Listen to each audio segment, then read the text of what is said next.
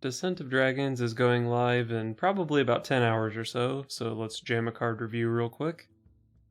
I'm going to be rating on a 4-point scale. 1-star cards I don't expect to see any play.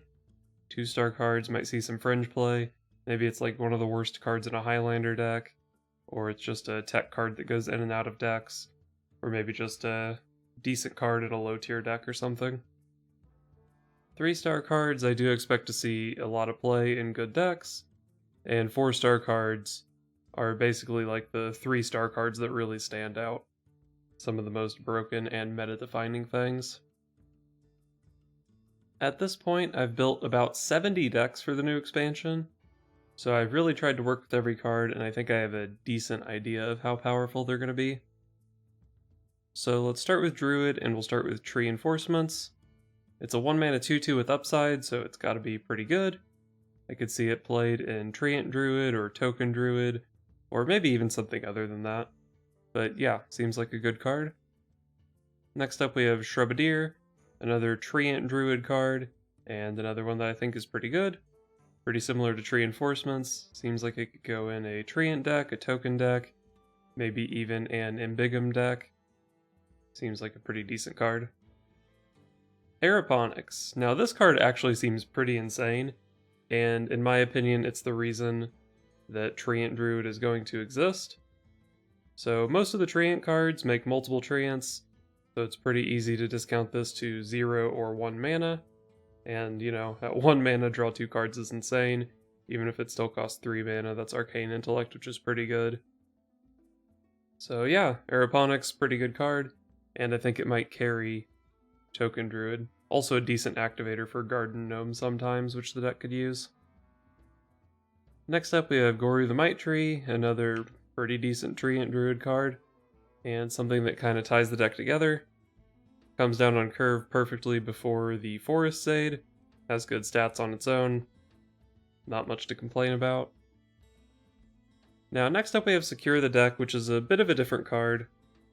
I don't really know of any deck that wants to play this, so I'm not going to give it a good rating. But if there does end up being like a Gadgets and Auctioneer deck that just wants, 4 1-mana spells on one card, then I could see this seeing play. But I don't really see a home for it other than that. Another side quest, we have Strength in Numbers.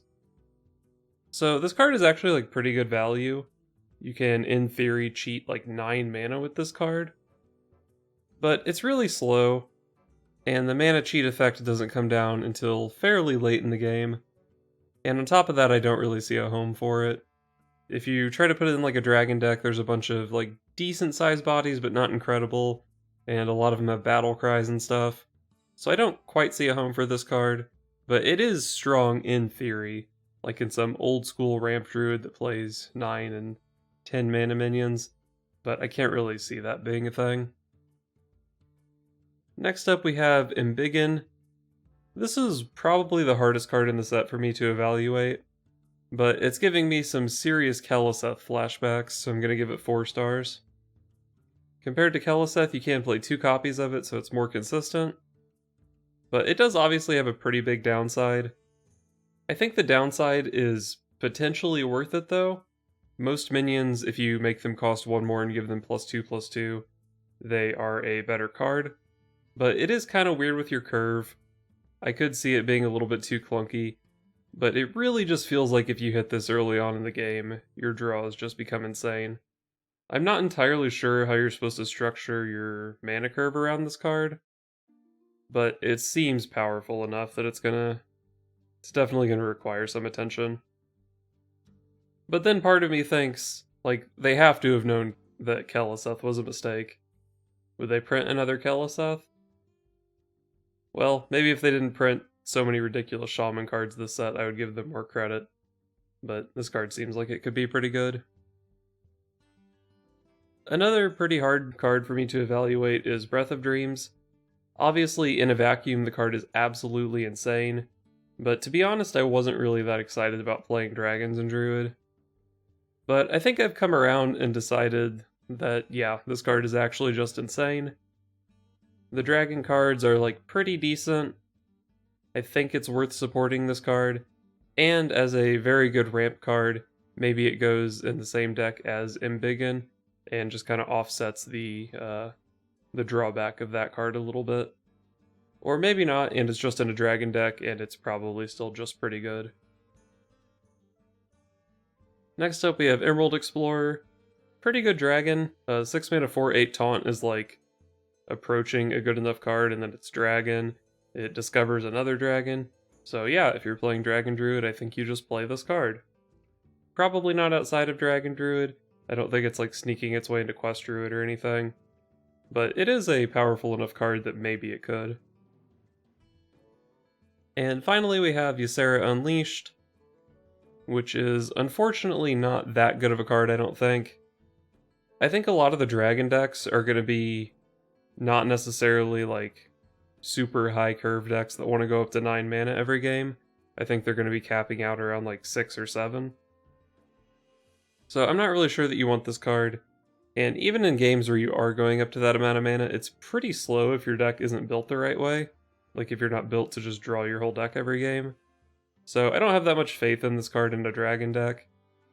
I could maybe see it being one of your finishers in a Quest Druid or something, but I'm not sure that it's better than, Nomi, Elise, Dragon Queen Alexstrasza, King Ferris, and it does shut off your Highlander cards, which is pretty awkward, but I don't think it's completely unreasonable to play in that kind of deck. So that's all the Druid cards, and we're actually making pretty decent time so far, so that's good. As far as Druid decks go, I'm sure Quest Druid will still be a thing. This Dragon Embiggen Druid, I have high hopes for, but of all the decks that I'm potentially looking forward to, it's the one that I could most see like crashing and burning.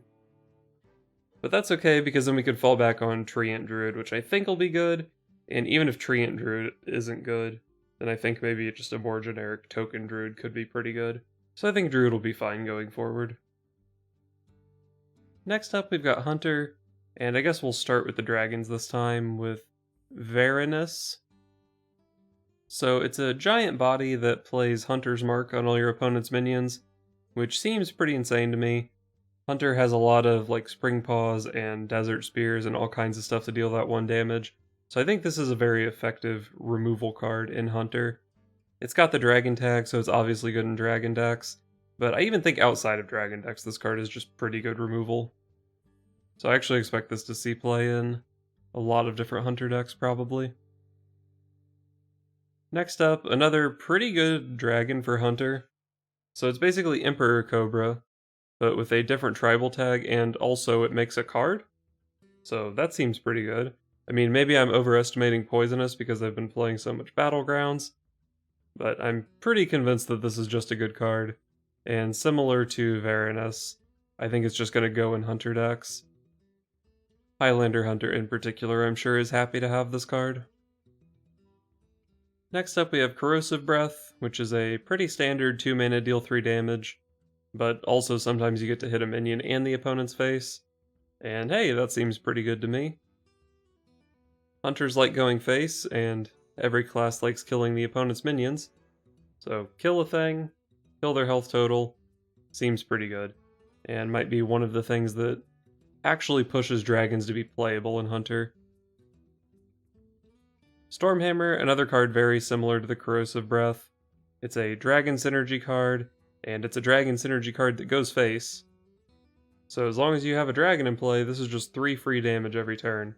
So if you have like Stormhammer, a dragon, and your hero power, you're just hitting them for 5 every turn, and they can't really do much to stop it other than have a taunt. But you've got Corrosive Breath to get through their taunt and deal even more damage. So yeah, Stormhammer, a lot like Corrosive Breath, probably one of the best incentives to actually play dragons in Hunter. Next up we have the first side quest for Hunter. So it gives you a bunch of leopard gnomes, which are good for going face, but you have to use your hero power 3 times to get the leopard gnomes, and then after you've hero powered 3 times, you probably need like another full turn to actually attack with your leopard gnomes, and that seems awfully slow for what this card is trying to do. It's an aggro card that takes 4 turns, or 3 turns, no, it's 4 turns to actually get the damage out of. So yeah, I'm not that excited for this card. Now the other side quest, Clear the Way, is maybe a little bit better. A lot of Hunter's cards have Rush, and you can have like Desert Spear, which just completes this on its own. Spring Paw completes 2/3 of it. Unleash the Beast, we got the new Diving Griffin card.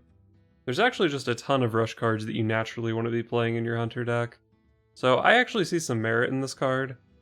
I don't think you're just putting it into Highlander Hunter or Dragon Hunter or anything, but if there's a Master's Call mid-range Hunter, I think that deck has enough Rush minions that you might be interested in playing this card.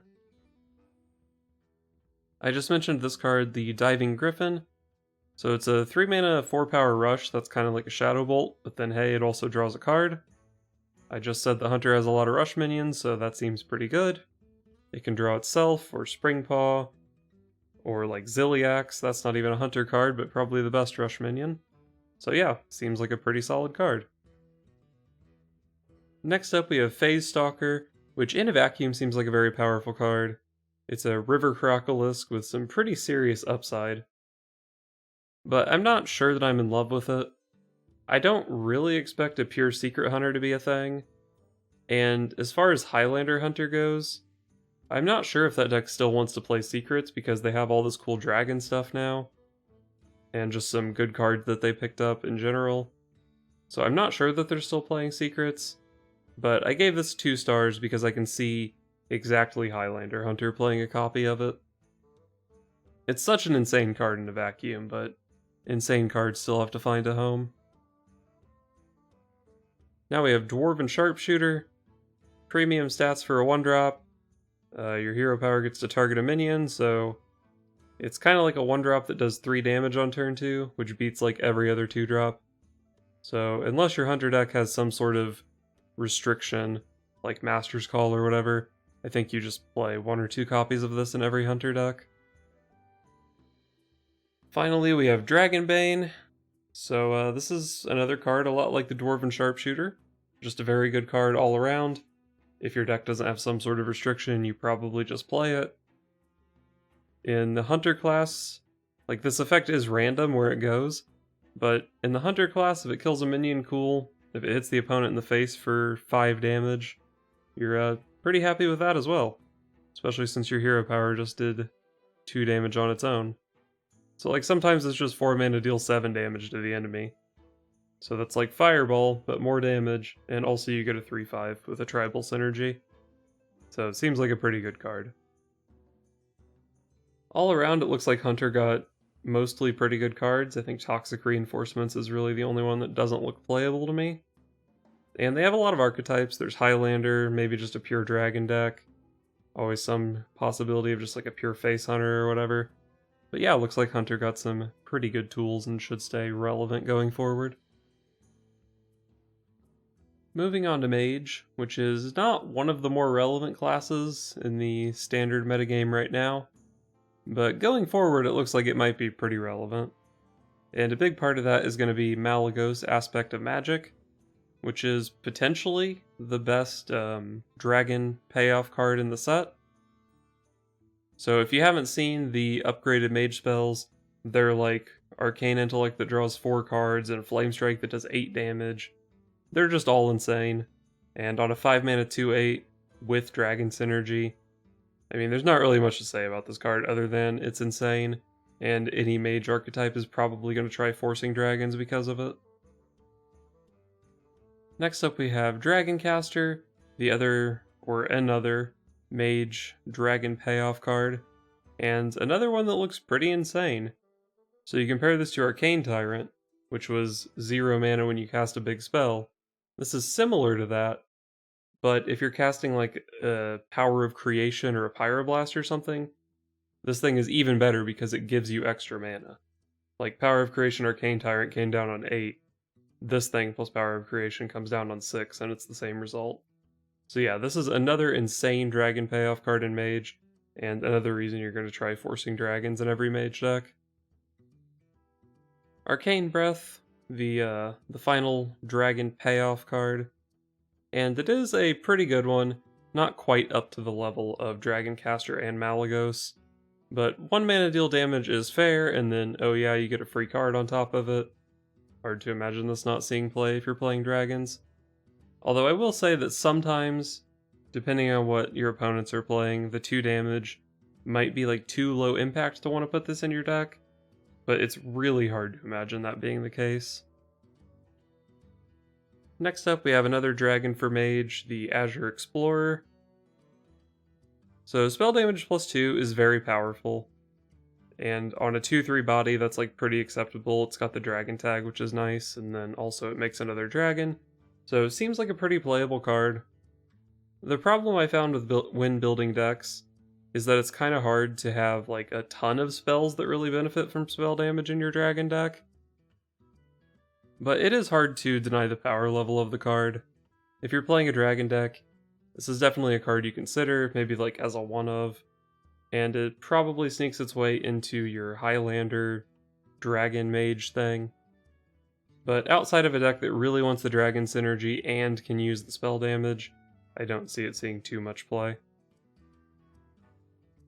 Next we have Chinvala, 3 mana 2/5 Dragon Soul. That looks pretty good to me.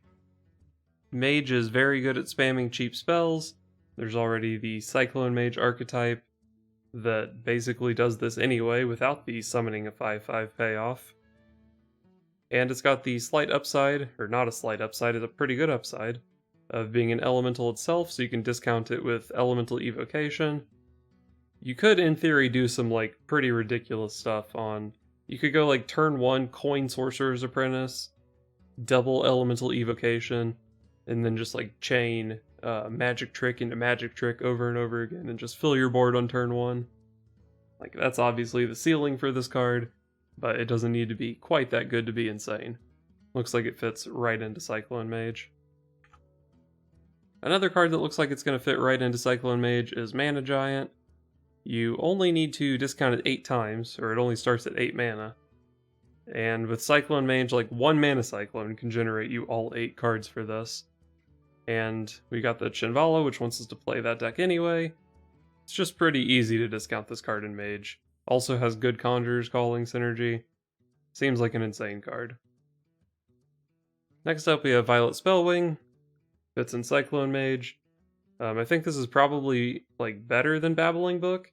It's got the same stat line, but it's a more consistent spell. You're not going to get something that's not playable for 6 turns. And it's also got the Elemental synergy, which is potentially relevant in Cyclone Mage or maybe in other decks. Next up we have Elemental Allies, which is another card that seems like it might just fit into Cyclone Mage. We just showed 2 new elementals that go in the deck. Or no, 3 new elementals that go in the deck. Mountain Giant's an elemental, Mana Cyclone itself is an elemental. So the deck is already playing a lot of elementals, and it really likes the effect of drawing 3 spells from your deck.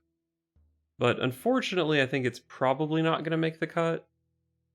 It is kind of a slow and awkward card, and that deck does sometimes have hand space issues. So like you go Mana Cyclone and then this goes off, but your hand is already full and you're not getting the cards. And even if you're playing a decent chunk of elementals, sometimes it is hard to be able to just play them 2 consecutive turns in a row, especially when some of them are pretty situational. So I don't quite think this is going to make the cut, but I could see it potentially making its way into that deck. The other side quest, we have Learn Draconic. Spending 8 mana on spells isn't too hard, but if you're playing a slower mage deck, it doesn't really line up right. Like, you're going to have to cast like Flame Strike and Blizzard, which is more of an investment than 8 mana. Which is, I mean, not necessarily a bad thing, but it makes it more awkward. And if you're playing like Cyclone Mage, then hopefully most of your spells cost 0 Sorcerer's Apprentice. So I don't really think this lines up anywhere. And even when it does line up, the reward is just a Rat Trap, which is, you know, decent, but not insane. Finally, we have Rolling Fireball. 5 mana deal 8 damage to a single target isn't great, but with the flexibility of it being able to kill like 2 4/4s or like a whole board of tokens, it seems like a pretty good removal spell. Seems like any mage deck that's like playing big spells, if you're playing like a Dragon Caster or a Highlander Mage, you're probably just wanting to play this card. So Mage actually got a pretty good set of cards. It looks like a Dragon deck in some form, and a Cyclone Mage deck in some other form are both going to be competitive decks going forward. Moving on to Paladin, and starting with the all Paladin cards archetype. Your deck has no neutral cards, you get to add 5 random Paladin cards to your hand, which is a pretty sick payoff. But if you attempt to build this deck that has no neutral cards, you will quickly find that it doesn't look very good. Even if the payoff is pretty decent, I can't imagine a Paladin deck with no neutrals actually being competitive. So, similar review for the Lightforged Zealot as well. Good payoff. I mean, 4 mana 4/2. It's basically a 0 mana 4/2 if you consider the cost of the True Silver Champion. But, like, just trying to build the deck, it's not going to work, I'm pretty confident. Dormu the Timeless. 4 mana 8/8, sick. Giving my opponent 6 mana for free, not so sick. I just don't think the body on this card is worth the payoff of giving my opponent so much mana. Like, the point of playing overstated things is so they can't deal with it. But what class can't deal 8 damage on 10 mana? Just not a good card, I think. Dragon Rider Talritha. Now this is actually a pretty good card. The 3/3 stat line is pretty close to just being a good body, and then the death rattle is actually insane. But the problem with this is you have to be playing Dragon Paladin, and after trying to build Dragon Paladin, I really just don't see it working. I tried like a Highlander build and a more aggressive build and a less aggressive build, and I tried playing few dragons and tried playing a lot of dragons, and it just never seemed like it came together. So, like, powerful card in a vacuum, but I could not find a home for it. And Bronze Explorer is actually pretty similar. 3 mana 2/3 Lifesteal Dragon, make another dragon. Pretty good value card, but where on earth are you playing this? I'm not really that optimistic about Dragon Paladin, and to be honest, I'm really not that optimistic about Paladin in general. The 2 decks that I could see seeing play just don't really want a card like this. And you are probably expecting this to also get a 1-star, and you're right, because I don't expect Dragon Paladin to be a thing. It is a good payoff card in Dragon Paladin, but it's a pretty low impact effect for me to like want to play the archetype. It's not like, oh sick, I have to play Dragon Paladin because I get to cast Sand Breath, right? I mean, it's a good card if you are playing dragons, but it doesn't make me want to play them. So another Dragon Paladin card, but this one is actually good. Unfortunately, I can't give it more than 2 stars, because I don't see a home for it still. I think this is the first of these Dragon Paladin cards that could really find a home outside of a dragon deck, but I still didn't find a Paladin deck that wanted to play this. Like, the Lightforged Paladin would probably play this, but that's also not a real deck. I thought about putting it in Holy Wrath Paladin, but I just don't really think that deck has room to play a 5 mana heal 8. Maybe if there's like a Highlander Paladin, that's where I could see this being played. I didn't find a home for it, but I gave it a 2 instead of a 1, purely out of respect for the power level of the card. Next up we have Sanctuary. So for 2 mana, if you can not take damage for a turn, you get a 3/6 taunt. So it's like a, 2 mana worth of cheating here? But the problem is, your opponent knows that you have a Sanctuary in play. I assume they can see your side quest. And if they know this is in play, then they're not going to let it go off. I mean, like, occasionally, you can, like, overwhelm them and they won't be able to stop it, or it'll be too awkward for them to use their Mage hero power or whatever. But realistically, I just don't see it going off that often. And if you're using, like, timeout to guarantee it, you're not really putting yourself in that great of a spot. Next we have Righteous Cause, which I believe is the last side quest in the expansion, and probably the best side quest, I think. But unfortunately it's in the Paladin class, so it's probably not that good. But it did fit into the like aggressive tokeny mech thing that I attempted to build, which might be like the second best Paladin deck, and if it's lucky, maybe tier 3. I mean, the effect on this card is very strong. It's not that hard to summon 5 minions, and if you can summon 5 minions, it's Mark of the Lotus, which was an insane card. But I didn't quite see the deck coming together in the way that I would have, in a way that I could really be optimistic about its power level. And finally, Skyclaw, another card that goes in that deck, but again, don't really expect that deck to be that good. But it is a good card. 3 mana 1/2 that makes 2/2/1s because the things you're summoning are mechs. And of course, making 3 mechs that has good magnetic synergy, good synergy with the Righteous Cause. You draw it off of Christology. But again, I've said it a million times, it's all about the power level of the deck that it actually goes in. So Paladin, in my opinion, did not get a great set of cards here. But you can probably still just play Holy Wrath Paladin and be okay. Moving on to Priest. And now my card review format is messed up because there are 11 class cards in these remaining classes. But that's okay, we'll make it through. So Galakron the Unspeakable. This is kind of an interesting Galakron because the hero power is not great. It's like a really high value, super low tempo hero power, which is not necessarily what you want when you're playing all these random invoke cards that are, activating the hero power at random points in the game. Like if you play the Disciple of Galakron and invoke on 1 and get like whatever that big 4/9 priest dragon is that comes out on turn 7.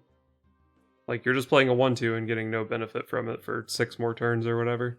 So the hero power on this Galakron is kind of sketchy, but it is a lot of value. It's probably the best Galakron at like going late into the game. So maybe Galakron Priest can just grind people out. And the battle cry on this card is pretty strong. It's just another board clear for Priest, which is good if you're going for that sort of game plan. And luckily for Galakron the Unspeakable, I think Priest actually got some of the better invoke cards. So I think it just barely all comes together into being a playable deck, where hopefully we can just play some traditional classic grind people out control Priest. And obviously a big component of this Galakron deck is going to be Disciple of Galakron. If I gave Galakron himself 3 stars, I've got to give this 1 mana 1/2 invoke card 3 stars as well. Not really much to say about it. It's a decent stat line. It invokes without much cost because it's a 1 mana 1/2. Just a great invoke card. And another great invoke card is Time Rip. If you're playing Galakron, you're playing this. It's Assassinate with upside.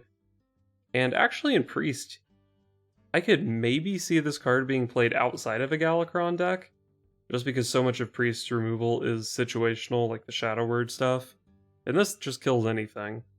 So maybe even if you're not playing Galakron, this could see play. I think this is the only invoke card like that, which is, pretty cool. Next up we have Fate Weaver, which is the if you've invoked twice payoff card.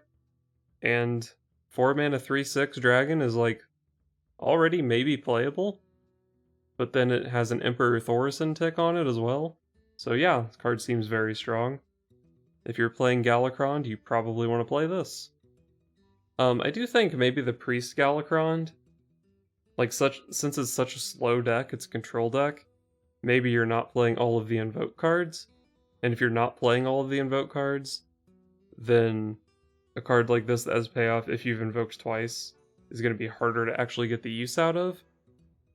But I'm pretty sure if you're playing like any amount of invoke cards, you're still happy to play this, even if it takes a while to get online. And it has like OTK setups with Prophet Vel and stuff, and yeah, I mean it's got to be a good card if you're playing Galakron, right? Next up we have Murazond the Infinite. So it's a big dragon, plays all the stuff your opponent played last turn. It doesn't copy like battle cries on minions or anything, but if your opponent's just like playing stats, then you get to play the same amount of stats, but also with an 8/8 on top. So it seems like it's going to put you ahead on the board, or at least help you swing the board back in your favor. And since you're Control Priest, it's not like you just have to play this on curve or whatever. So it's probably a pretty reasonable card. I'm not sure that you really need it. Like in the Galakron deck though, you have other value stuff. I don't really know how relevant the Dragon tag on this is going to be because Dragon Priest, I'm not sure that that's a thing. And it's like if you're trying to play like a Resurrect deck, it's not really a great Resurrect target or anything. But the power level of the card is there. I'm just not really sure if it's... Like, it might be just too much to put in your Priest deck. I could see that being the case. Next up we have Breath of the Infinite, which is a reason to play Dragons and Priest. And if you are playing Dragons, it's a pretty great card, Consecration for 3 mana. But you can actually just play this card even if you're not playing Dragons. It's Volcanic Potion, that's pretty good. Priest doesn't really have a board clear, other than like Wild Pyromancer. They don't really have a board clear before Mass Hysteria. So this just seems like a good card in Priest. And maybe you're also playing a couple Dragons, and it's an even better card. Moving on to Chrono Breaker, which you're probably not using to activate your Breath of the Infinite because you're probably not putting this card in your deck. The Death Rattle on this is just a little bit awkward, like you play your 5 mana 4/5, and they ignore it, and then you swing it into their minion, and it has, and since your guy has 5 health, it probably still doesn't die, so oftentimes it's like a 2 turns delayed board clear, which is really not good. But if you're playing a dragon deck, I could actually see it seeing play, not even really because of the AoE effect, but like it's just hard to value trade into, because it deals 3 damage to the thing attacking into it. So it's kind of like a 4/5 that when it's attacked, it gains 3 attack, makes it a 7/5. Like, how do you value trade with a 7/5 on turn 5? You don't really. But you have to be playing Dragon Priest, which is sketchy, and even if you're playing Dragon Priest, I'm not sure this is one of the best dragons you can be playing. So definitely not in love with this card. Next up we have Mind Flayer Karj, I'm gonna say is how that's pronounced. So you choose an enemy minion and then later on you get a copy of it. When I first saw this card, I was like, man, what copies, or what cards do you really want to copy? Like, how often is there going to be something good in play? And then I read a comment that was like, hey, 3 mana Piloted Shredder. And I was like, huh. Yeah, this does look like a pretty good card. I guess it doesn't really matter what you copy. 3 mana 3/3 is like almost already a good enough card. And then it drops out some stats, even if it's like a 2/2. This card is pretty good, I think. So like any priest deck that's interested in a tempo card, seems like it plays this guy. Now next up we have Grave Rune, which is a hard card to evaluate. It is pretty good value, and there are some like crazy Velen combos that you can do with this, get your Fate Weaver discount. But it seems a little bit awkward. 4 mana is a lot to be paying for a card like this.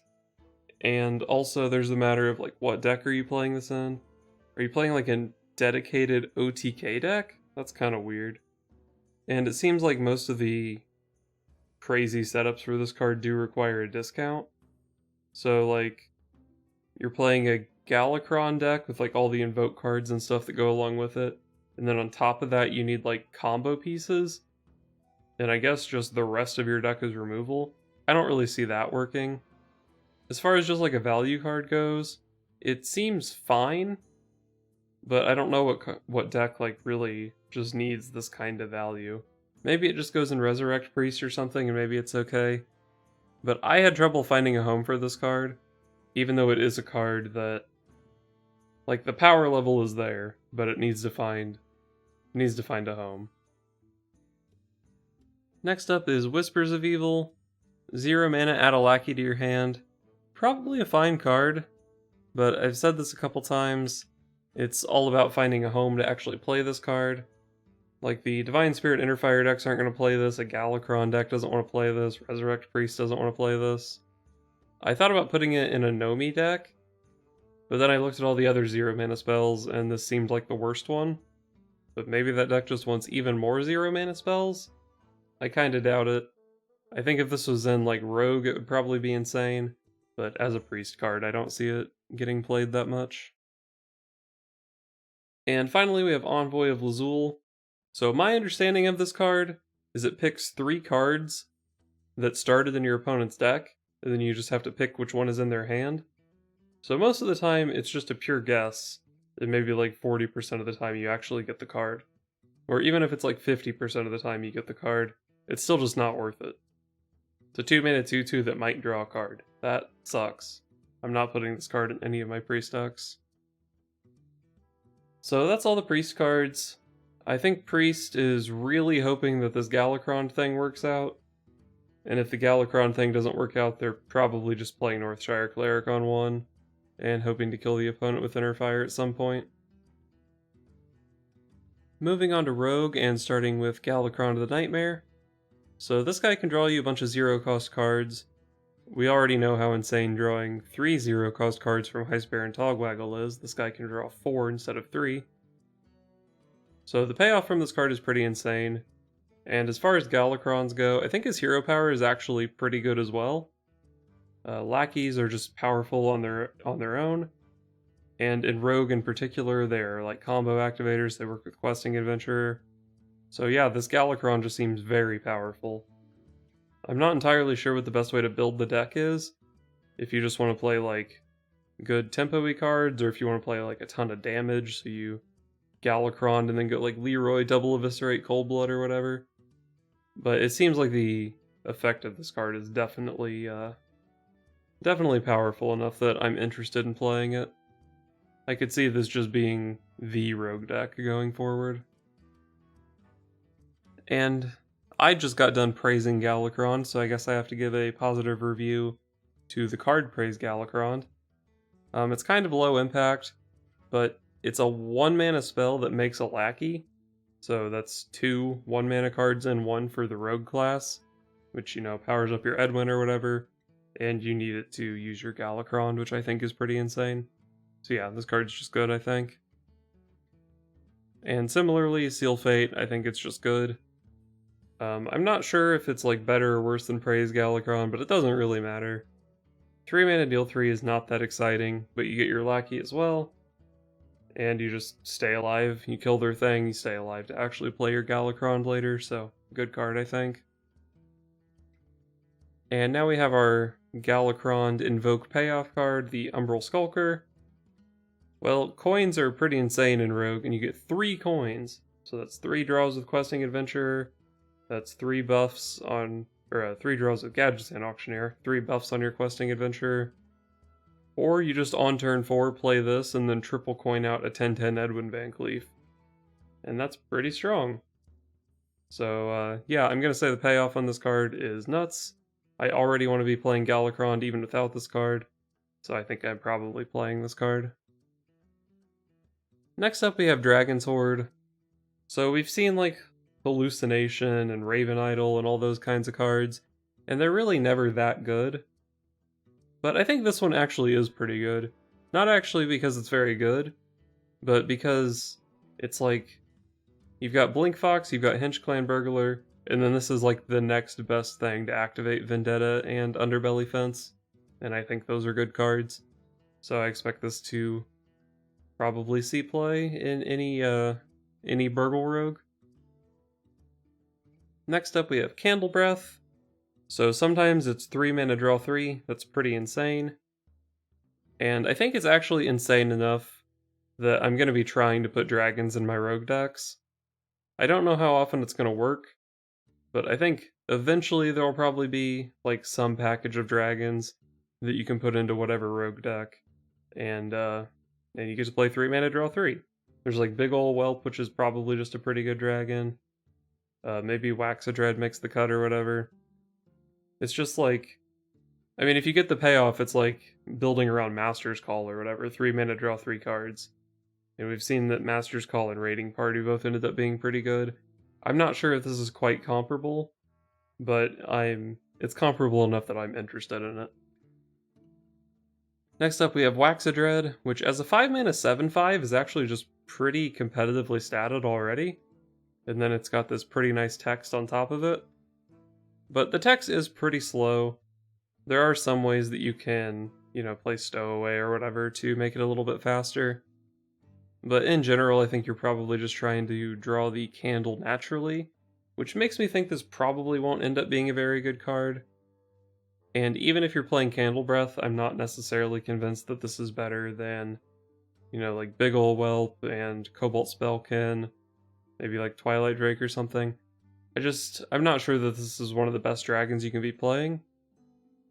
But it's certainly an interesting card, and I wouldn't be shocked if a dedicated Waxadread deck actually ended up being competitive. So Stowaway is a card that goes in the dedicated Waxadread deck, but I did just give Waxadread a 1-star rating, so I probably have to give this guy a 1-star rating as well. He doesn't necessarily have to go with Waxadread though. There's the Shadow card from the last expansion, the 4-mana, shuffle 2 Shadow copies into your deck. And if you hit those with this card, that's like insane tempo. But if you don't hit the Stowaway, then your Shadow card is pretty sketchy, we'll say. Not a great card on its own. There's also like Lab Recruiter, but with Lab Recruiter, after you play the Lab Recruiter, shuffle the things in, draw the things, and then you still have to spend more mana on those things. I think that's a bit too slow. It's good if it's like Pogo Hoppers or whatever, but that's a meme.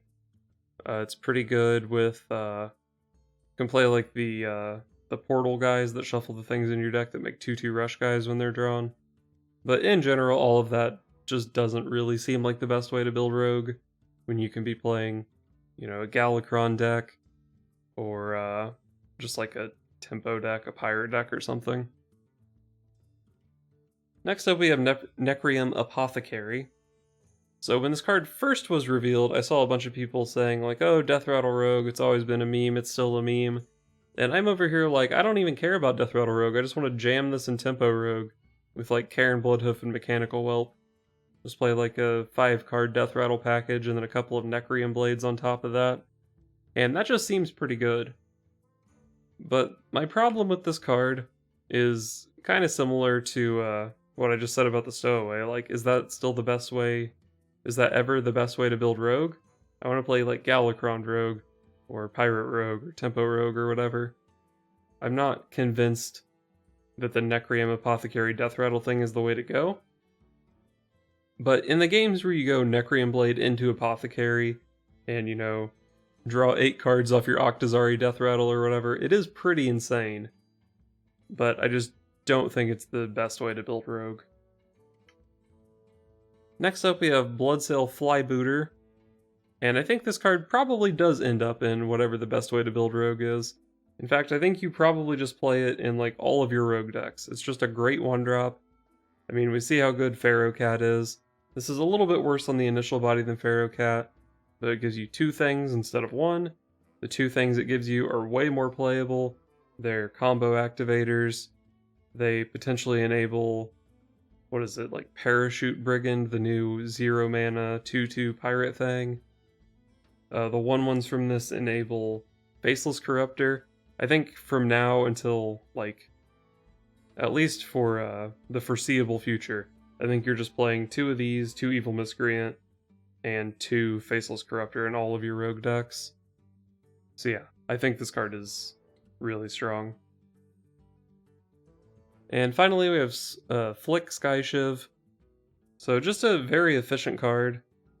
6 mana, 4/4 kill a thing. Very reminiscent of Vile Spine Slayer, but doesn't have to be comboed. I do think the card ends up being a little bit clunky sometimes, just because it costs so much mana. If you're interested in just removing a thing in Rogue, you can sap for 2 instead of flick for 6. And we did see that there were some decks that didn't play Vile Spine Slayer, so it's not like expensive kill a thing is that good in Rogue. But I think it probably is going to make the cut in a lot of Rogue decks, or maybe even most Rogue decks. And it's got some cute little things you can do. Like, it's really good against Oasis Surger, and maybe even Faceless Corruptor if that card ends up being good. It's also good against, like, if Treant Druid is a thing, this card is insane. It just kills all your opponent's Treants. There's some cute stuff you can do, like play your Zephrys and then kill your Zephrys so they can't Zephrys you. Lots of cute stuff. But for the most part, I think it's basically Vile Spine Slayer, and that's probably just pretty good. So Rogue got some good stuff, which is weird because Rogue usually gets terrible cards and then they play like one of them and still end up being top tier. But they actually got good cards this expansion, so I have to imagine that they're probably going to be very top tier with all these good cards. And this Galakron looks really powerful to me. Next up we have Shaman, which is the current best class in the game. So we can't really expect their cards in this set to be that good. Just kidding, it's Galakron the Tempest, a 4-star card. So the reason that this Galakron is so insane is that it actually has a good tempo hero power. With most of the Galakrons, you play your garbage invoke cards, and then later on you get your Galakron payoff. But with Shaman, just playing the invoke cards is actually good. So this Galakron is insane. Like, I think sometimes you just don't even care if you ever even draw your Galakron. You're just happy playing all the other stuff in your deck. And you can play there's like so many different ways to build this deck. You can play it like just a pure Galakron deck or something, or there's like overload packages, or even in Quest Shaman you can play this card. And you can just like time when you finish your quest, or you can finish your quest and just never play this card. And you can like use your quest on your invoke cards. So there's just like so much you can do with this Galakron. It's got an insane hero power. The battle cry from it, I mean, yeah, if you fully upgrade it, it's pretty nuts. The battle cry from it really isn't like that great compared to some of the other Galakrons, but it's still just nuts. Shaman looks good. And part of the reason that Galakron looks so nuts is because of this card, Corrupt Elementalist. So one of the problems with the Galakrons is you have to spend time invoking them, so you have to draw 4 invoked cards. Unless you play this, which invokes twice. So theoretically you can fully level up your Galakron with just drawing 2 of these. So yeah, 4-star card, it goes with the best Galakron, and it's maybe the best invoke card, independent of which Galakron it goes with, so yeah, insane card. Invocation of Frost, another good invoke card. The invoke thing gives you a 2-1 with Rush, so this is just better than Glacial Shard, which is a card that saw play. And it levels up your Galakron. Okay.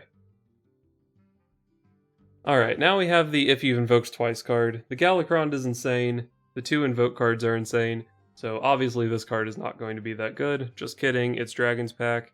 It's a 5 mana, make 2 5/6 taunts. Why is it this good? I don't know. I don't understand why this card doesn't have some amount of overload, or something like that. I mean, it even kind of like fits the flavor to have overload. But the Galakron is insane, the invoke cards are insane, the payoff card is insane. The only way Galakron Shaman doesn't see play is if there's a more insane Shaman deck. Which is possible, because of a card like Storm's Wrath. So if you played Mark of the Lotus, you know that that card was insane. This is Mark of the Lotus with Overload, which sounds bad, except Thunderhead and Lickum and Vicina all exist. So this card is sometimes Mark of the Lotus with upside, which is insane. And here's another card that appreciates you being overloaded. So 5 mana 5/5 deal 5. That's very good. And it's pretty easy to meet the condition on this card. Overloading yourself is not that hard. But I'm actually only going to give this 3 stars instead of 4. Because when I was building Shaman decks, multiple times I had so many insane cards to put in my deck that I couldn't find room for this card. And that's the big drawback of playing Shaman this expansion, right? You have so many broken cards that you can't actually play all of your broken cards. But I'm sure some variation of Shaman will be happy to play this card. And similarly, we have Surging Tempest, insane card in a vacuum, but only 3 stars because it's actually not that easy to find room for it. I was even building an Overload Shaman deck, and I had a hard time squeezing this in. I mean, it did get in there eventually because it's a 1 mana 2/3. But it wasn't that easy to put in the deck. And maybe you're playing Quest Shaman instead of Overload Shaman, so it's not like this card is insane, like 4 of the other Shaman cards are, but still very good. Oh boy, another Overload Shaman card. but this one actually sucks.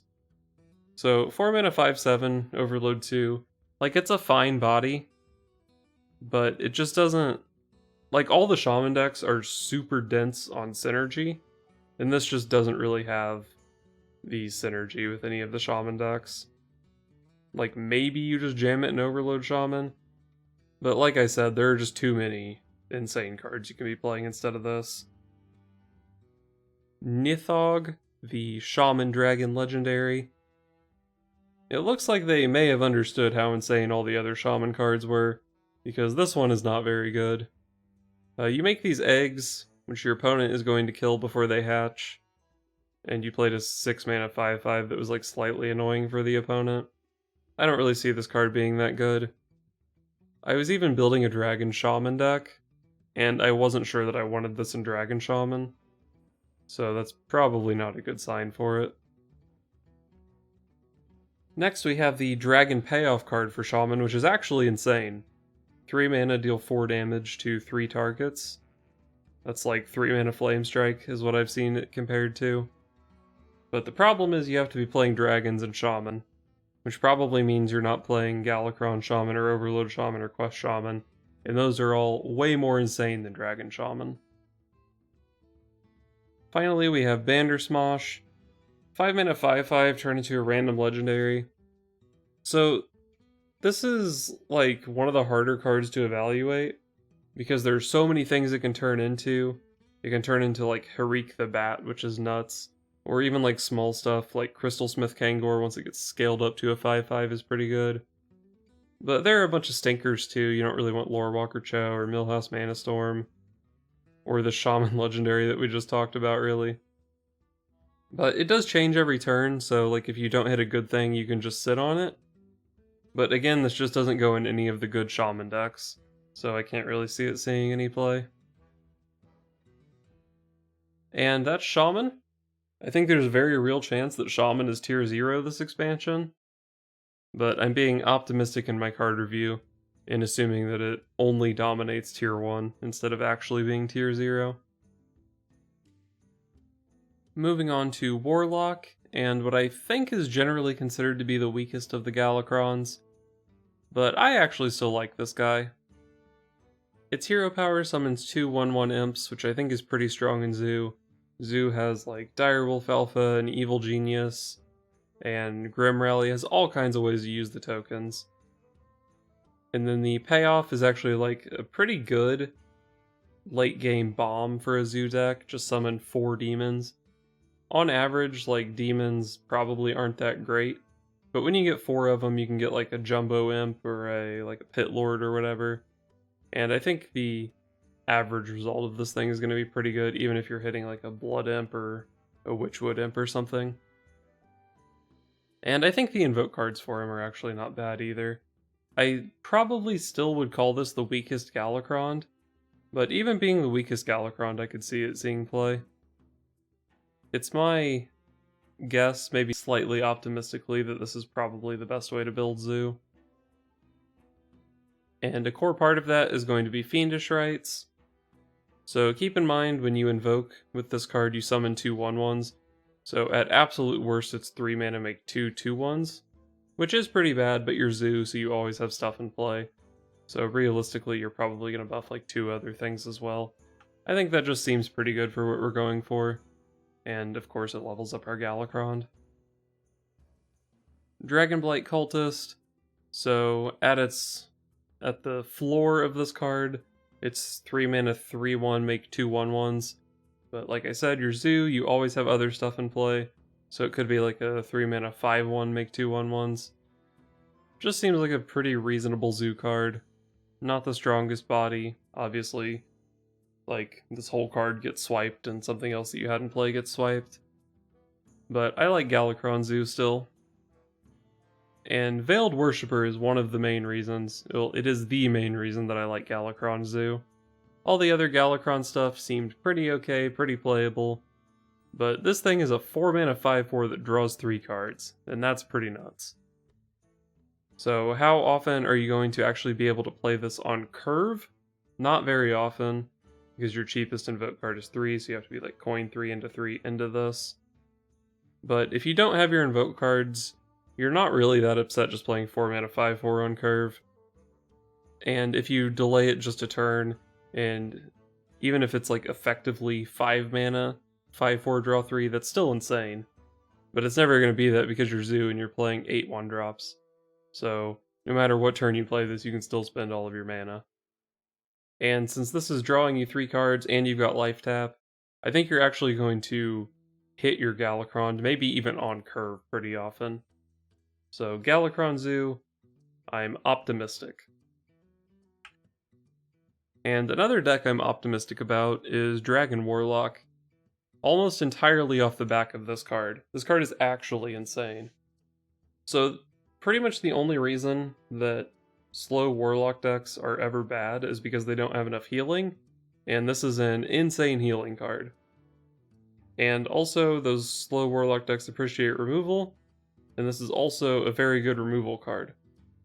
So 2 mana, deal 4, heal 4, absolutely insane card, makes me want to play some sort of handlock type thing, makes me want to specifically play dragons in that deck.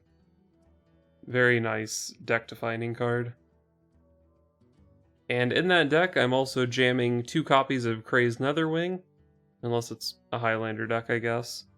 But yeah, this card is also just insane, slow Warlock Dragon payoff.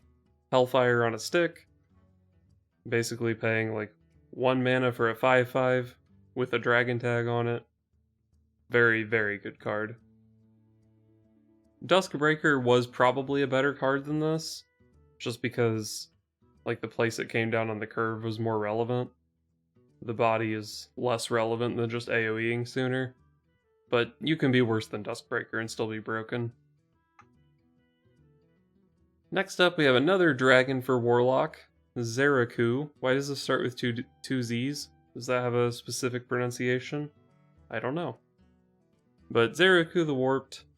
This guy actually I think is pretty good. He's got a nice big dragony body, 4/12, and he has synergy with just your life tap. He's hard to ignore because if your opponent tries to go face, they're giving you 6/6s. And they can't really just ignore you because you have Nether Breath to heal up for 4. So yeah, this guy just has like, your opponent can't just ignore it, which is a really good thing for a big body. And he's just a ton of value, so much value. And of course he also has the dragon tag, but I think this guy probably can see play outside of dragon decks. But because you want to be playing dragons anyway, you're happy that he has the dragon tag. Another legendary for Warlock, Valdris Felgorge. So it's a sprint with a 4/4 that increases your hand size. So sprint with double upside seems like a nice card. I don't think increasing your maximum hand size is super relevant, but it's like relevant the turn you play this card, because oftentimes in Warlock, if you draw 4 cards, you're going to overdraw, but not with this card. So like, if there was just a card that upped your hand size, it wouldn't be that good, but because it's up your hand size attached to a big draw, it's actually a very powerful effect. So I think handlock decks, any sort of slow Warlock deck is going to want to play this card. And you can actually even just play this in Zoo. I mean, it's Sprint that makes a 4/4, and it's pretty easy to play all the stuff you draw in Zoo because it's all cheap garbage. And it also is a way to help you draw into your Galakron, which seems good to me. So, strong card. Next we have Abyssal Summoner. So, pretty reminiscent of Spiteful Summoner, honestly. It's an understated 6-drop that makes a big thing, except the big thing you make is more consistent, more reliable, and it always has Taunt, which is a good thing when you're playing an understated 6-drop. And in general, the thing you get is probably bigger on average. Maybe not quite bigger on average than Spiteful Summoner, but it's big enough. So it just seems like good stats. I think even in the dragon-oriented handlock deck, you still have room to play this card. The big downside of it is the thing it summons is a demon, so your opponent can Zephrys Sack Pact you, which is a bummer. But Zephrys always gets you. Turns out it's a good card. I don't think dying to Zephrys is necessarily a nail in the coffin for this card or anything. Next up we have Dark Skies. which is another card I'm putting right in my handlock type deck. So on turn 3, this card can deal like 7 damage or something, which is very good removal. It can remove tall boards and wide boards. And if you played your Valdris Felgorge, it can deal 12 damage, which kills like pretty much anything. But I think most of the time you're probably just playing it on turn 3, killing your opponent's aggro board, and then that's how you're getting to your late game in your handlock deck. Finally, we have Rain of Fire, which is another pretty solid card for Warlock. It's Whirlwind that also deals damage to the heroes, so basically it's Whirlwind. But the problem is, like, how often do you really want to put this in your deck? Well, it really depends on like what the metagame is, right? If there's a lot of 1 health stuff, this card is pretty insane. If there's no 1 health stuff, this card is not very good. In Warlock, you can also be playing like Voodoo Doll or something to have some additional synergy with this, so that could be fine. It does deal 1 damage to your hero, so it activates your Zeraku, maybe that's a thing. I did end up putting 1 copy of this in my Highlander Warlock, but I don't know if it's really gonna end up making the cut even in that deck. But it's like a fine card. It's a tech card for the right metagame that has 1 health minions. In fact, it's very good against the Galakron Warlock, which is probably my bet for... Well, I guess there's 2 decks that I expect to be good. I expect the Galakron Zoo to be good, and I expect the slower Dragon Warlock deck to be good. I'm actually really looking forward to Warlock this expansion. Moving on to Warrior, our final class and our final Galakron. So this is one of the slower Galakrons. The battle cry draws you stuff which you then have to actually spend more mana on. But he's got a pretty good tempo hero power, give your hero +3 attack for the turn. And not only is that a good tempo hero power, but it's a good face hero power. So maybe this ends up just being an aggro deck. And from what I could tell, it actually looks like a pretty decent aggro deck. My main problem with this card is I'm not sure if it's the best way to build aggro warrior.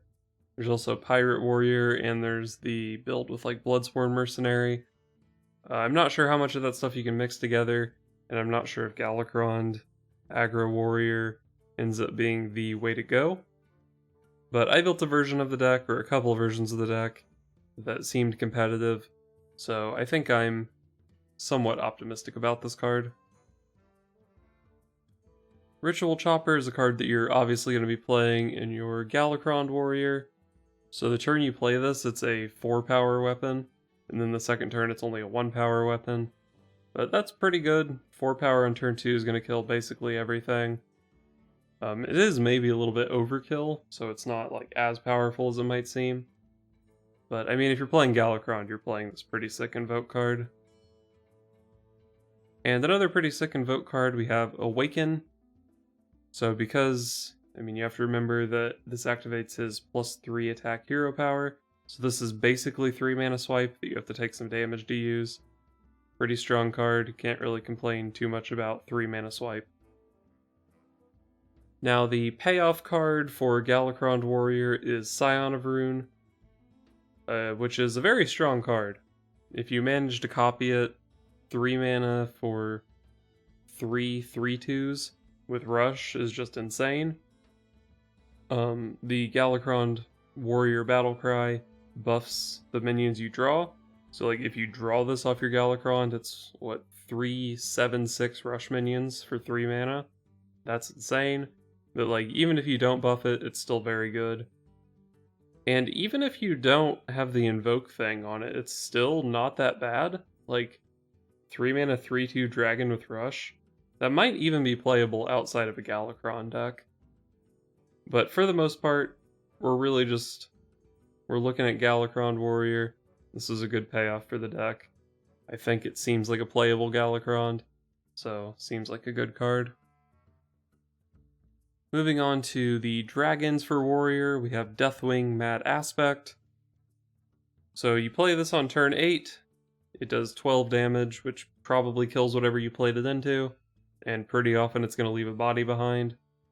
Sometimes your opponent doesn't have anything in play and you just play an 8 mana 12/12, which is fine. It kills tall boards, it kills wide boards, it's good against no board. So that's, I mean, it's kind of hard to go wrong with this card.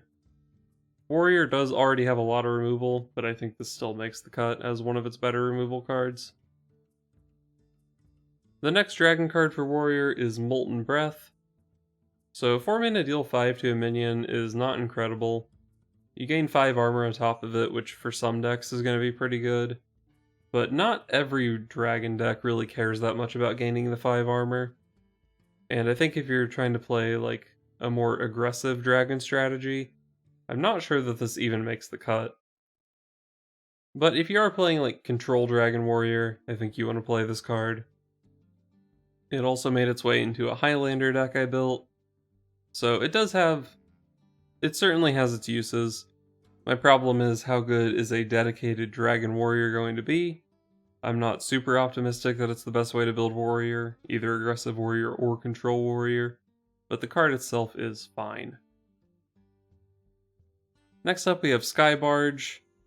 It's a 3 mana 2/5 Ship's Cannon, and we know how bad Ship's Cannon was. Oh wait, no, Ship's Cannon was actually pretty good, wasn't it? So this card's probably pretty good too. We got some pretty good pirate stuff in this set, so it's hard to imagine. I mean, Pirate Warrior is definitely going to be tried out, and from what I can tell, it seems like it has the tools, and this is going to be a big reason that it's successful, if it's successful. But I think the main reason it's going to be successful is Ankar. 3 mana 2/3 weapon that draws 3 cards. That's pretty insane. I mean, it is slow. It takes a while to draw the cards, and a pirate deck is probably pretty aggressive. This is kind of low attack on a weapon. So like, I mean, it's taking up your weapon slot and it's taking a while to get the value out of it. But it's still a 3 mana 2/3 weapon that draws 3 cards. It's hard to imagine that this card isn't insane. Like, maybe even with as insane as this card is, Pirate Warrior still can't keep up with Shaman, or it doesn't have enough damage to kill control decks or whatever. But this card is nuts. And Warrior got 2 other pirate support cards, so it's hard to imagine, in my mind at least, that Pirate Warrior isn't somewhat competitive. And here's another card that's going in Pirate Warrior. 1 mana 1/2 pirate that draws you a card. Seems good. It activates your turn 1 Parachute Brigand, which is going to be a big part of Pirate Warrior, I'm sure. And this card might even be good enough to make its way into non-pirate aggressive decks. It does have to compete with Town Crier and Eternium Rover, but in some decks it's probably better than Eternium Rover, depending on how aggressive you are. So, seems like a very competitive, very solid card. Next we have Evil Quartermaster. So 3 mana 2/3, gain a lackey, gain 3 armor. That's a lot of stuff for 3 mana. The problem is, I'm not really sure how well it all comes together. Like, what deck wants this body, wants a lackey, but then also cares about 3 armor? But I do think it actually fits pretty well into the aggressive Galakron Warrior. So that deck, your Galakron is giving your hero +3 attack, so you're probably using your face to swing into minions a lot. And even if you're a fairly aggressive deck, if you're using your health total that aggressively, you're probably still pretty happy to gain a little bit of armor. And even without the armor, like 3 mana 2/3 get a lackey is pretty good, I think. Compare it to like Evil Cable Rat, which is a card that people have put in their decks before. You pay 1 more mana to get +1/+2 on your minion. So this seems like a very competitively statted card. Finally, we have Ramming Speed, which is basically like 1 charge of Super Collider. It's hard for me to imagine wanting to put this in a deck when I could just play Super Collider instead. Or I could play, Shield Slam or Execute or whatever. It's just hard for me to imagine this card having a place. And it's also worth noting that this is actually not quite as good as a Super Collider charge, because you don't get the 1 damage from the attack with the Super Collider, which actually ends up being pretty relevant. This means that, like, a 4/4 and a 5/5 don't actually kill each other, so the minions need to be, like, a lot more specific. And then, like I said, you don't get the extra 2 charges of the Super Collider to back it up. And like, yeah, you don't take the damage from swinging with the weapon, but I think generally Super Collider decks don't care that much about taking the damage. Like they're built to use their health total pretty aggressively. I mean, the card is fine. It's just, I've said it several times throughout this review. A card, like you have to find a home for a card, and I don't see a home for this card. So that's the end of Warrior. Warrior's gonna have some sort of aggressive deck that's good. There's like so many different ways you can build it. I don't know which one is the best, but there's going to be an aggressive warrior, and I'm sure there's going to be a control warrior as well. There's always a control warrior. Maybe it plays dragons. Maybe it plays Galakron. I really see Galakron as more of an aggressive card, but some people have theorized playing it as more of a control card. I mean, I feel like if you're playing control, you play Dr. Boom instead of Galakron, but whatever. I think Warrior's probably going to be fine this expansion. Moving on to neutrals finally. And I guess since we just saw all the Galakron classes, we should probably start with the Galakron neutrals. Starting with Kronk's Dragonhoof. So it's a competitively statted minion. It finds your build around card for you. And if you've already drawn your Galakron, it also just does insane battlecry stuff. You can kill stuff, or kill your opponent, or make a big thing. This card's insane. If you're playing a Galakron deck, you're playing this card. And like, sometimes you're playing Galakron so you can play this card. Like, this card is just so good. Next up we have Devoted Maniac, the first of the neutral invoke cards. So 4 mana 2/2 rush is not great, but you need to invoke your Galakron, so you probably have to play it. This card is actually just like fine in Shaman. 4 mana 2/2 and 2/1 both have rush. It's pretty bad in Priest, so it's not like it just goes in every Galakron deck, but it's going to go in some Galakron decks. It's going to be fine. It's got to see play somewhere. I personally think that all 5 of the Galakrons have merit. So, I mean, somewhere this card is going to be good enough. And similarly, Shield of Galakron. I think it's probably slightly better on average than Devoted Maniac, but it kind of depends on the deck whether or not you really value the Maniac being 1 mana cheaper, how you value Taunt versus Rush. But, I mean, they both have merit in the same decks. They're both good, whatever. Now, moving from Galakron to Dragons. First up, we've got the big one, Dragon Queen Alexstrasza. So it's another Highlander payoff card that you add with your Zephrys and your Reno or Finley or whatever, and it's pretty darn good. Even if you get some kind of bad dragons, like as long as you're not hitting Fairy Dragon, this card's insane. And I think there are like 40 dragons or something, so you're not hitting Fairy Dragon very often. And like a lot of the dragons have the requirement that you're holding another dragon, but like even if you're not playing a dragon deck, since you're getting 2 dragons, like one of them is going to activate the other one, and most of the dragons don't have that conditional, so it's unlikely you'll hit 2 that have that conditional. So you don't have to be playing dragons for this to be good. It's just a big pile of stats, and sometimes you get to crowd roast something. It's just a very good card.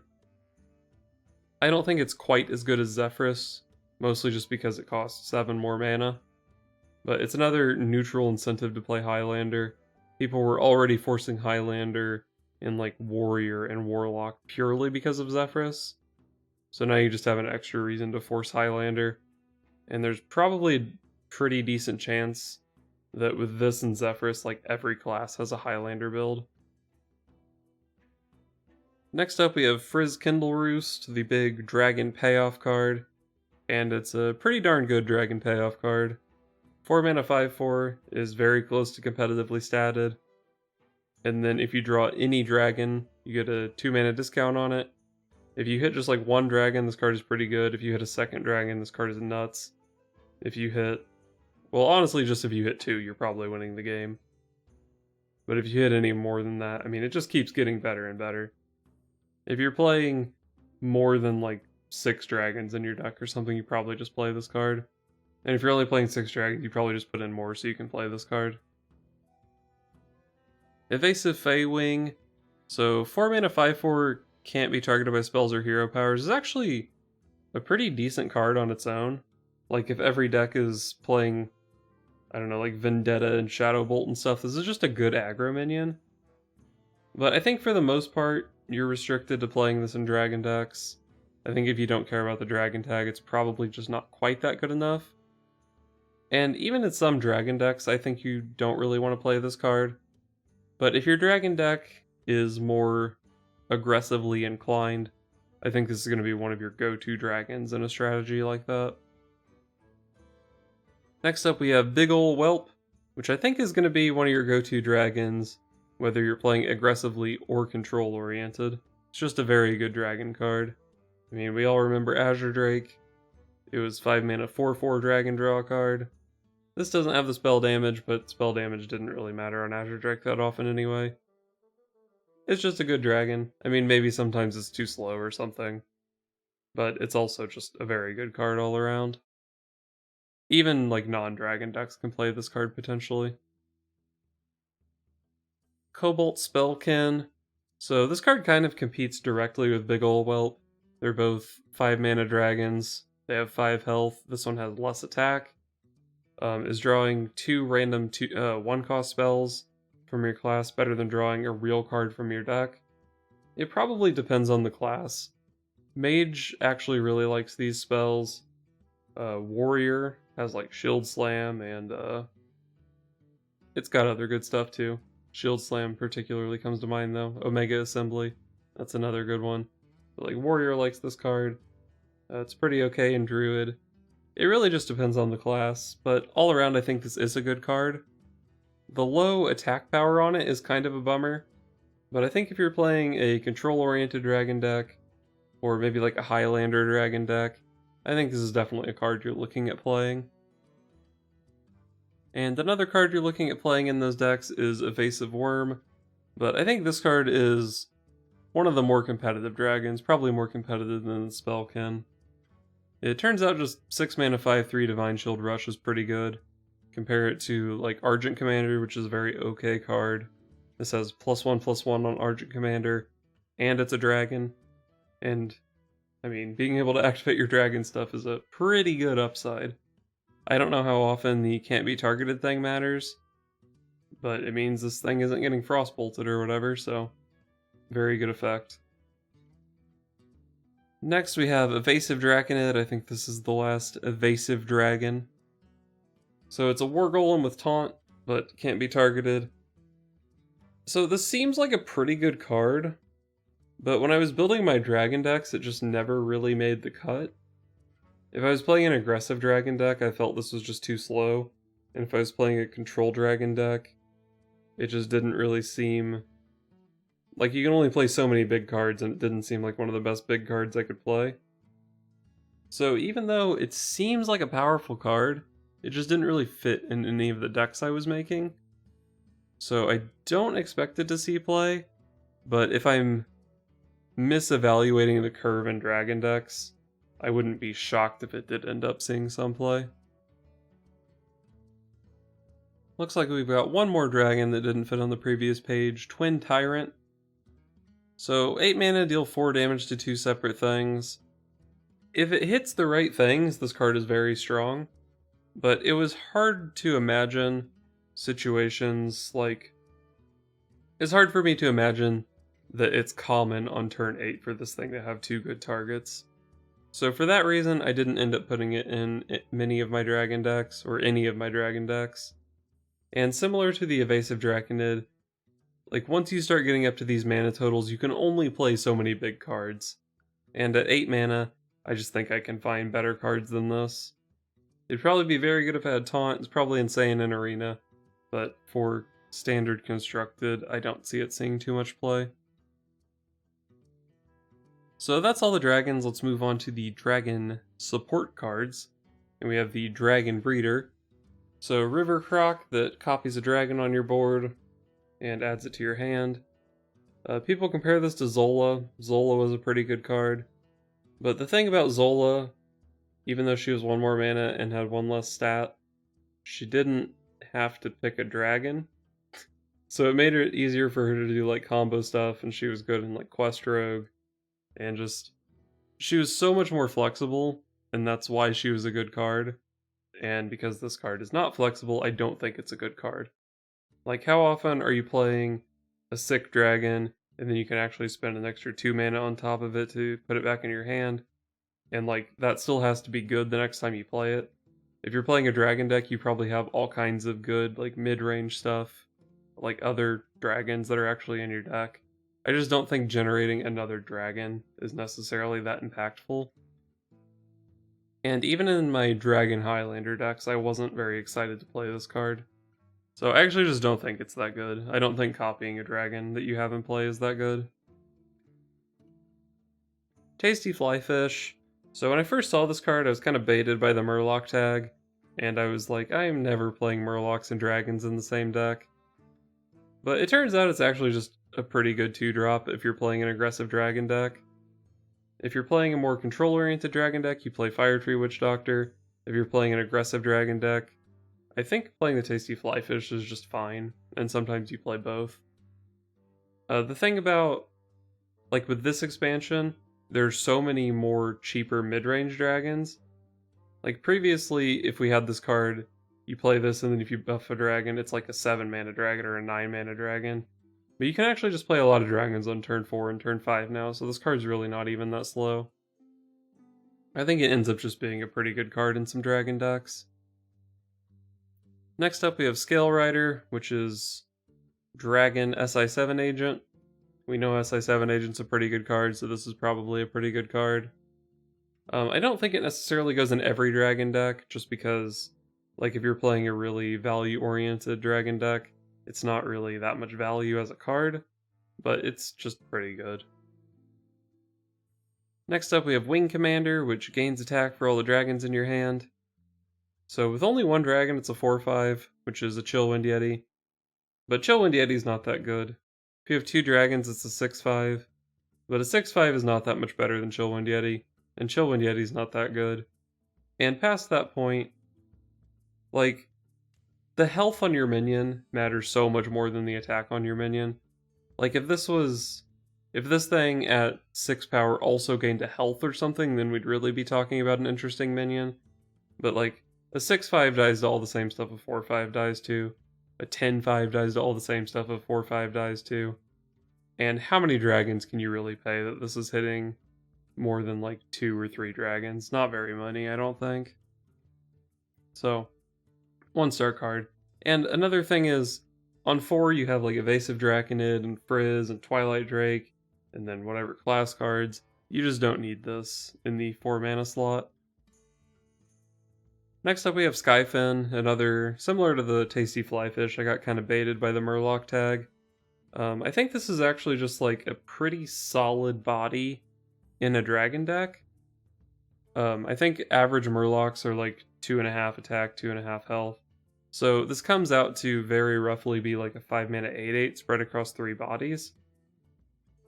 And early on I was putting it in a lot of my dragon decks.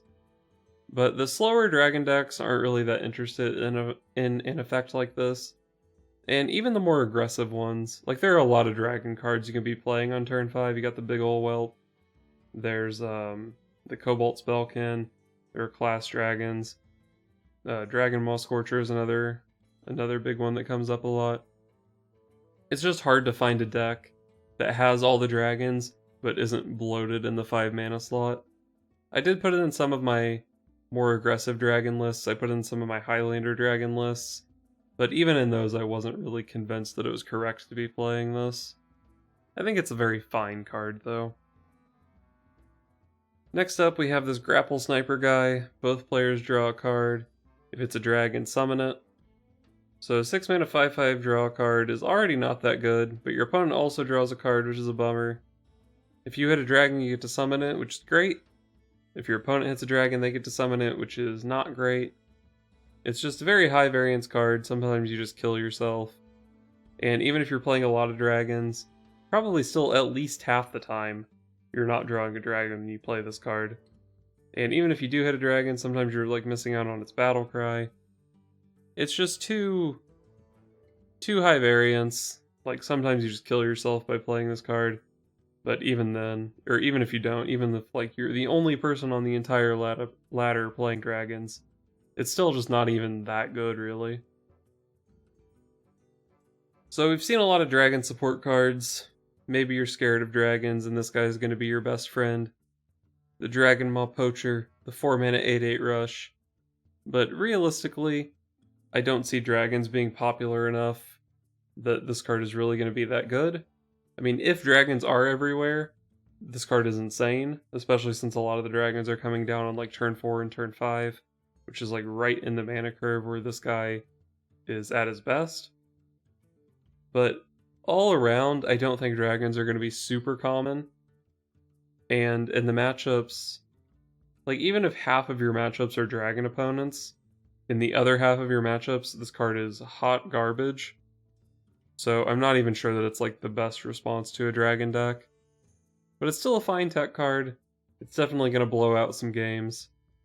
I don't think he's really that necessary. Another dragon card, sort of, is Chromatic Egg. So on average, I think I did the math on this card, and the average size of a dragon was like, I don't know, 5 power and 6 health or something. I was thinking about putting this in Quest Paladin instead of maybe like instead of Mechanical Whelp or instead of Mechano Egg. But whatever the average was on this, it was worse than just getting a 7/7 or an 8/8 every turn on those. Like sometimes it can high roll, but sometimes it can get Fairy Dragon. I mean, you're discovering, so you're not really low rolling like super often. But it's really just hard to imagine a deck that wants to play this. The only one I found was Quest Paladin, and Quest Paladin already has better options. The final dragon card, Living Dragon Breath. Your minions can't be frozen. Not really a dragon card. If there's like a ton of freeze mage, this card's insane. But there's not going to be that many freeze effects on ladder. It's just too narrow of an effect. And if I'm reading it correctly, it doesn't even... Like, if your minions are already frozen and you play this, I don't think your minions unfreeze, which is a bummer. So, not going to see much play. There's not going to be enough freeze to justify it. So we moved on to the dragon stuff, and we're moving into some mech stuff, starting with Hot Air Balloon. 1 mana 1/2 at the start of your turn, gain +1 health.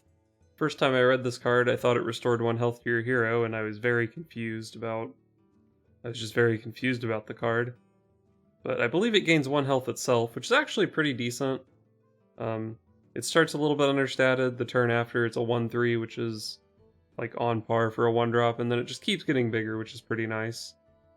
I think the most important part of it, though, is that it's a mech, so you can start magnetizing stuff onto it.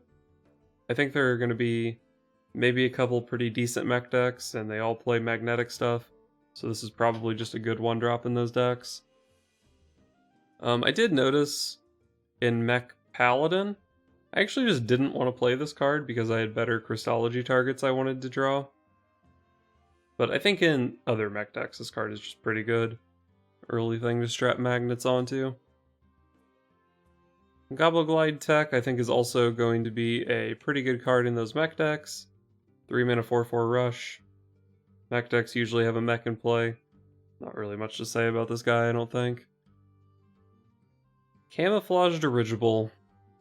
So I actually did end up putting this in one of my variations of Mech Paladin, because it was like a really token-oriented deck, and in Paladin you can't really like Savage Roar your opponent or whatever. So I was like, oh, I'll just hit them in the face, stealth up my board, and then hit them in the face again next turn.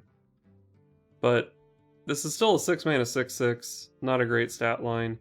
The opponent can still AoE your board, even after you stealth it, and if you're playing tokeny stuff, it's pretty easy to AoE. So it doesn't really seem that impressive. Once I get to this stage in the game in a mech deck, I want to be magnetizing stuff, not like playing a fresh minion. It's not like the worst card ever, but it's kind of hard to imagine a deck that would really appreciate this effect. And Gyrocopter I have similar feelings on.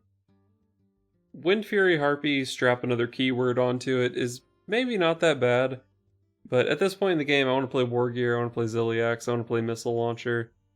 Magnets. Not a fresh minion, magnets.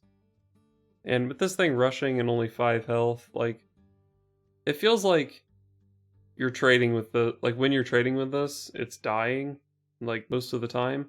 I don't really want to play a removal spell in my mech deck. I mean, you don't necessarily have to play it like that, but even then it's still, like, pretty easy to kill before it gets to Wind Fury the opponent's face. So, not a big fan. Moving from mechs into pirates, we have Kobold Sticky Finger. Really, the only thing I have to say about this card is, it's hard to imagine where I would want to play this card, where I wouldn't just want to play Harrison Jones. I don't think there are any weapons currently existing that justify it. Next up we have Parachute Brigand. 0 mana 2/2 pirate. Wow, that's pretty nutty. So there are definitely going to be pirate decks built because of this card. I think Rogue and Warrior in particular are both very interested in playing this. But maybe even like random aggressive decks in other classes. Maybe some ridiculous Highlander Hunter build plays some pirates so can play this card. I don't know. But Rogue and Warrior are definitely interested in it, and it's a 0 mana 2/2. Horde Pillager. So a 4 mana 4/2 that equips a weapon is actually pretty good. I mean, most of the weapons that you're re-equipping with this are probably 3 or 4 mana anyway, so it's you're getting a very cheap body on top of this effect. The problem I had with it though is, well, for one, the first thing I wanted to do was play this in Rogue with Waggle Pick, but it turns out getting back a 1/2 dagger is actually kind of bad. And in general, I think it's kind of hard to play this on curve. It's not going to be that easy for you to draw a weapon, play it, and use all of the charges by turn 4. And then like on top of that, it has to be like a good weapon to get back. So I think the card is a little bit situational, a little bit clunky, but it definitely is powerful. I tried it out in a couple Warrior decks, and it's like particularly good as a follow-up to Livewire Lance, but it's also just sort of a good finisher for like an Arcanite Reaper or a Soulthraze or something. But in that situation, you have to have like played a full Arcanite Reaper and not killed the opponent. I don't know how often that's going to come up. I think the card is just a little bit clunky, but it is powerful enough that it could see play. I'm just not convinced that it's likely to see play. Next up we have Blazing Battle Mage, 1 mana 2/2. Okay. Not a very exciting card, but it doesn't have to be exciting to see play. Probably sees play in random aggressive decks. Maybe even sees play in those pirate decks we were just talking about, who knows.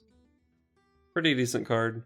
Also probably a good card to look at if your Highlander deck is any aggressive. Depth Charge is kinda like a Doomsayer, a little bit worse effect, but it's 1 mana. And I think that's just pretty good. I think most decks that are interested in Doomsayer are also going to be interested in this card. The 1 mana discount is pretty nice. It means like in Warlock, turn 3 can be tap plus Depth Charge, or you just play it on 1 and it makes it a little bit easier for you to just tap over the next few turns. I think it's just a pretty good card. I was even putting it in some Highlander decks when I didn't really have good 1-drops. Just like turn 1 Depth Charge, keep the game under control, and then you can start playing cards from there. I don't know if it's any good in that kind of deck, but I just think in general it's comparable enough to Doomsayer that I'm interested in playing it. Next up we have Evasive Chimera, which is a 2 mana 2/1. That's going to be a yikes from me. Keep in mind that these cards that say can't be targeted by spells or hero powers, they can actually still be hero powered by both Rogue and Druid. So it's basically like can't be targeted by spells or Mage hero power. But even outside of that, it just like dies to random stuff. I mean, I think this card is actually not that far from being playable. Like a cheap poisonous minion can really trade up pretty nicely, but it just dies too easily. Next up, we've got the Grizzled Wizard. There are some good memes where you swap hero powers and then like complete a quest or play Shadow Form or something and then basically replace your opponent's hero power. That's not a real thing. There's no real situation where you want to steal your opponent's hero power. It's not that good. Transmogrifier, after you draw a card, transform it into a random legendary minion. which is probably worse on average than the card you had in your deck originally anyway. And like this is also a card you have to invest more mana into to like actually draw, because you're not just going to play it and it's just going to sit around and live or whatever. Random legendaries are not that good. Wormrest Purifier. I feel like if I wanted class cards in my deck, I would put them in my deck in the deck building phase.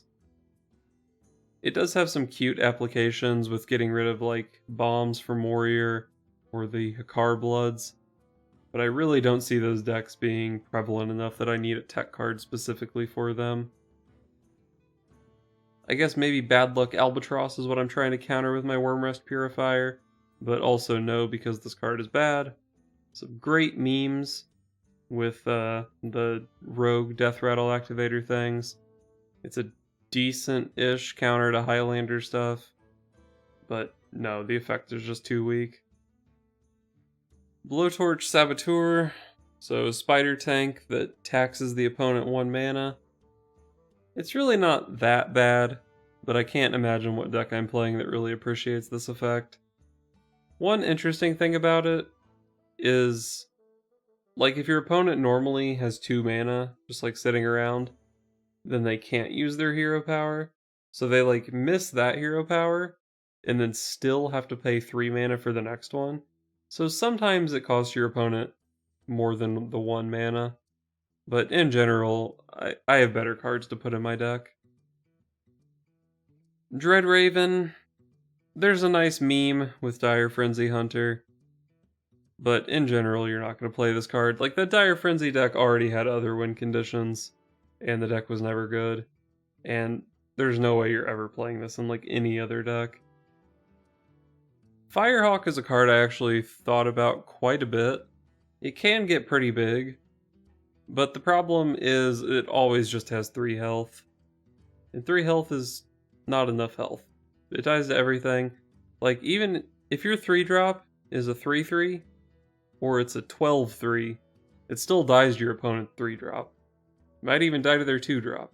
So, just not that good of a card. It does have some excellent cheese potential with Elemental Evocation on turn 1, though. Hippogriff is a Stegodon with Rush. I mean, you do add another keyword to a card that already existed, but Rush on a 2-power minion on turn 4 is not going to be killing that much. And like Rush Taunt is a combination of keywords where when you use one, you're kind of using up the other. So it's just not a very powerful card. I mean, Stegodon was like mega trash, and this card is not that much better. Next we have Troll Batrider, which I'm going to give 2 stars to. First non-1 star on this page, how exciting. I didn't actually end up putting this in any of my decks. I think I considered putting it in Quest Shaman, but that's like probably not good. But it probably fits into some Highlander decks somewhere. I mean, it's a relatively efficient card. You can compare it kind of to Flanking Strike. It's not as good as Flanking Strike since it's random, but it's kind of similar to Flanking Strike. It's also a pretty good answer to Spirit of the Frog, or like maybe Spirit of the Shark is a relevant card or something. But I don't see it being like one of the best cards I can put in my deck. Maybe like the worst card that makes the cut in my Highlander deck, but kind of an overwhelming card in general, I think. It's definitely playable, but I'm not excited about it. Next up we have Zuldrak Ritualist. So 4 mana 3/9 taunt, very overstated. Give your opponent 3 1-cost minions that can trade into this, so it's no longer overstated. Doesn't seem great. If Resurrect Priest is tier 1, maybe it's a tech card, but also no, that's not going to happen. Final stretch, 5 cards left, let's go. Faceless Corruptor. Wow, how did we leave such an insane card for so late into the review? 5 mana 5/4 Rush. It copies itself. It's like a neutral Oasis Surger, but you don't have to finish a quest first. I think pretty much any deck that has tokens laying around is interested in playing this card. I'm not actually sure that Shaman is going to be playing this card. Like, it's insane in Shaman, but so is every other Shaman card right now, so I don't know about that. But it's very good in Rogue with all their Lackey generation. It's good with their new 1-drop Pirate. This card is strong. Probably in like Mech Hunter. It's probably good in like Token Druid. There's probably a deck in every class that at least considers playing this card. So it's gotta stick somewhere. I think this could very possibly be the most commonly played card of the expansion. Next up we have Plate Breaker. Probably not the most commonly played card of the expansion, but it might see a little bit of play. It's a decent tech card if there's a lot of like Control Warrior going around. This could be the kind of card that completely flips a matchup like Holy Wrath Paladin versus Control Warrior. Or maybe, depending on how many Control Warriors there are, it could just be a decent card in aggro. Like, the way Control Warrior beats aggro is usually their health gets pretty low, and then they just armor up to a point where you can never actually kill them. But if you get them down to 6 in an aggro deck that plays Plate Breaker, then even if you draw Leroy 20 turns from now, that Leroy is still going to kill them. So situationally, a very strong card, but it's very situational. Tentacled Menace. So this is a symmetrical effect.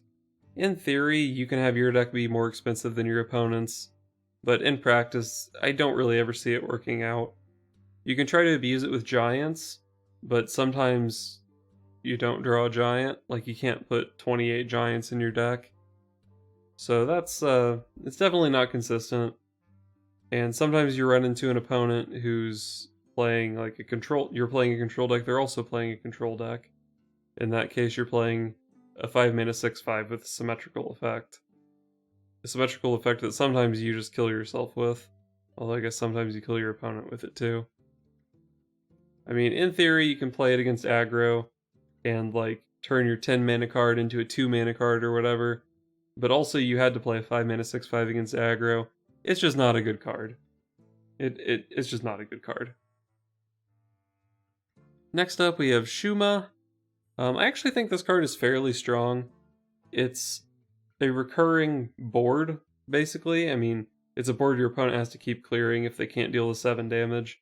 And 7 damage is not that easy to deal, especially if you're an aggro deck and like your opponent's been clearing your stuff the whole game. You're probably ahead on board when you play this, and then they need another 7 damage to kill it.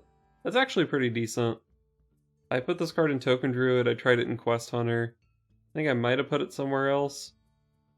But it didn't really seem insane in any of those decks. It is still pretty expensive, it's pretty clunky. But I think it definitely has some amount of merit. And finally, the card we've all been waiting for, Sathravar, the only card we've already played. And since we already played it, we already know it's good. We know it goes in Holy Wrath Paladin. I don't think I ended up putting it anywhere else, but it doesn't need to go anywhere else. It's good in Holy Wrath Paladin. It's a good card.